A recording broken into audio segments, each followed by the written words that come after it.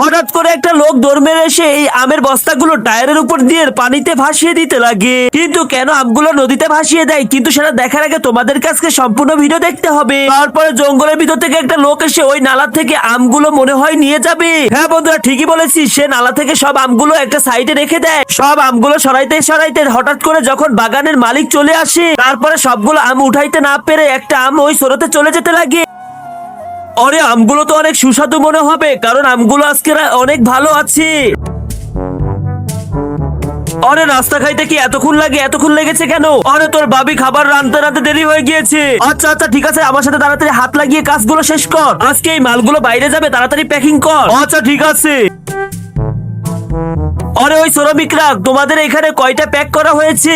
তার আগে তুমি যদি এক বস্তা টাকা চাও তাহলে একটা লাইক করে দাও, আর যদি মাকে চাও তাহলে লাইক সাবস্ক্রাইব দুটোই করে দাও। আজকে দেখবো তুমি টাকাকে ভালোবাসো নাকি মাকে। আরে মালিক, সবকিছু ঠিক আছে, এই দেখেন আমাদের হয়ে গিয়েছে, এই কয়টাই বাকি আছে। আচ্ছা ঠিক আছে, একটু তাড়াতাড়ি হাত চালিয়ে কাজ করো। আরে এখানে তো 4 কার্টুন আম থাকার কথা, কিন্তু এখানে 1 কার্টুন আম কেন রে? আরে মালিক, হ্যাঁ এখানে তো 4 কার্টুনই ছিল, কিন্তু আর 3 কার্টুন কোথায় গেল? আরে এটা আমি কিভাবে বলবো, কারণ তোরাই তো এখানে ছিলি, আমি তো এখানে ছিলাম না। আরে শালার বিটা শালা, তুই এইদিক ওইদিক কি দেখিস? আমার যা মনে হচ্ছে এইটি সেরেছে।